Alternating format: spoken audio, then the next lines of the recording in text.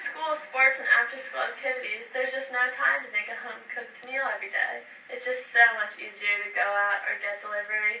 Is it really that important to you then? So even though it seems like the better choice and it's less time, it's really important that, for families you eat together and have a home-cooked meal because when you go out you can eat at least 50% more calories, sodium, and total fat intake just by going out. So today I have 3 main points that I want to talk about for why it's important to eat a home-cooked meal. The first point is your health. Children who eat at home are less likely to be overweight compared to those who frequently eat out at restaurants and get takeout. Also, you're more likely to have fruits and vegetables with each meal compared to those when you eat out. And also, you're less likely to have fried foods, soda, and trans fats.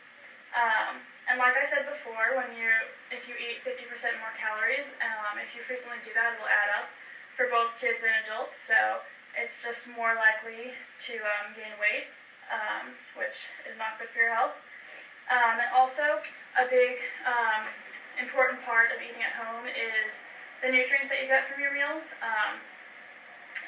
Home-cooked meals usually are higher in nutrients such as calcium, which is important for your bone strength, fiber, which is good, it keeps you feeling full longer, and also vitamin C, which is great for your immune system. Okay, so the second point I want to talk about today is the relationship with food and relationships with your family.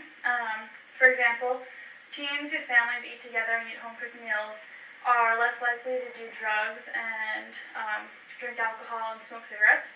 And also, kids have been proven to have better grades, be more motivated, and also they get along better with their peers. It's a better example for table manners, and kids usually get examples of the proper way to eat meals and also simple cooking skills like chopping foods. And then also it shows kids models of new foods that they wouldn't normally eat. So my third point was the idea of planning ahead. Planning for the week really helps be able to implement this idea into your everyday life. So another idea is cooking ahead. So if you know there's more time on a certain day, I brought this out to show you can freeze something and then you can just reheat it. Another idea is getting frozen food. All you have to do is defrost them. It takes the time out of cutting and preparing them, but also they keep the nutritional value. So is there any questions you have?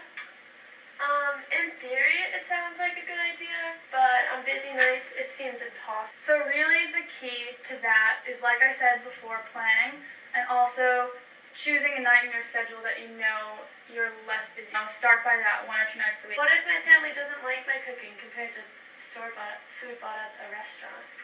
Really, the best thing for that, there's obviously going to be an adjustment period, but the best thing for that is just slowly incorporating it.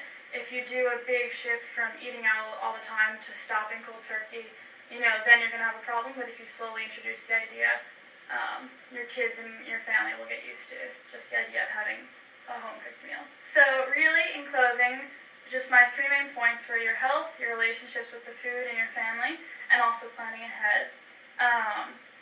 And also just this point of, Americans think that there's no time in their day or their week to do a meal, but really, if you think about it, people watch more time on the Food Network watching people cook food instead of making it themselves. So I think if you just take a little bit of time every day and a little bit of planning, you go a long way.